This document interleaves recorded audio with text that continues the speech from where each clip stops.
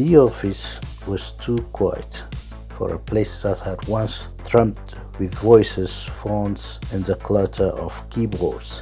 At this hour, long past midnight, only the hum of fluorescent lights and the occasional groan of the old building kept Itsuki Takahashi company. His desk was buried under a storm of papers, sketches, and calculations. The design for the new bridge, a project meant to define his career, sat half finished, the lines hesitant, the mass stubbornly refusing to align, and scattered across every available surface were cranes, foxes, lilies, and strange geometric shapes folded from those very same sheets. His late night companions, born of procrastination and restless hands. Itsuki leaned back in his chair and rubbed his temples. At 30, he already looked twice his age. His hair had turned chalk white in his 20s, earning him the nickname Oji-san, old man, from colleagues far younger and far more ruthless. Tall and thin, with a long neck and rectangular face, his frame gave him the awkward look of a stretched figure in an unfinished sketch. His wide eyes now burned with worry.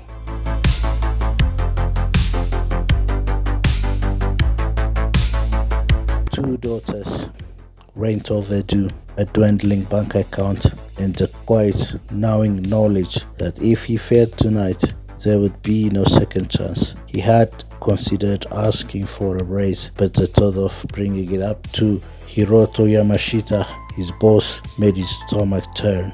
Hiroto didn't give raises, he gave ultimatums. The door slammed open. Itsuki nearly toppled from his chair. Hiroto Yamashita filled the doorway like a thundercloud. Massive shoulders, shiny bald head glinting under the fluorescent lights, the bulging eyes that never seemed to blink. His suit was immaculate despite the hour, the buttons straining against his bulk. "What the hell are you doing, Takahashi?" His voice boomed, echoing through the empty floor. Itsuki scrambled, shoving aside the origami forest and pulling half-rolled sketch towards him. I'm working, sir. Here, this is a draft." Hiroto snatched the paper from his hand. He studied it for no more than a heartbeat before crumbling it into his fist. "Garbage. This is garbage. Child's doodle. We present to the city council in the morning, and you hand me this? I just need a little more time." "You have until morning." Hiroto's face twisted, the veins in his neck bulging. "If that bridge isn't complete and flawless by then, you're finished. Do you understand me, Takahashi? Finished."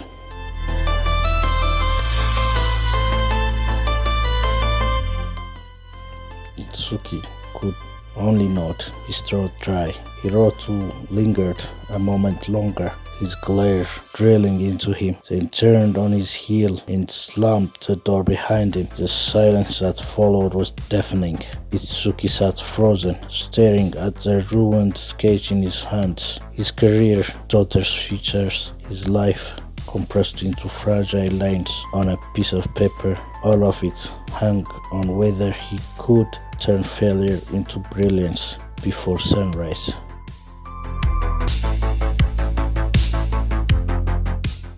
His hands trembled. Slowly, deliberately, he tore the sheet in half. The sound was ordinary. The effect was not. Something cracked. Not in the paper, but in the air itself. A shimmer appeared in the middle of his office, a jagged flicker, like light bending through the broken glass. Caught, he dropped the paper halves. His eyes locked on the impossible tear hanging before him. He rose to his feet. Step by step, he approached it. The shimmer pulsed faintly, beckoning. His hand stretched out, stopped, plunged through it. It vanished. He could feel something cool, fluid, unearthly. Without thinking, he pushed forward. In an instant, Itsuki Takahashi was gone. The office was empty once more, save for the scattered origami and the humming lights. But Itsuki was not the only one watching the tear. On a monitor in a shadowed room down the hall, Hiroto Yamashita sat frozen in his leathery chair, eyes wide. The hidden camera in Itsuki's office replayed the scene again and again. Takahashi tearing the sketch, the impossible crack in the air, and then disappearing. Hiroto's jaw tightened, his breath quickened.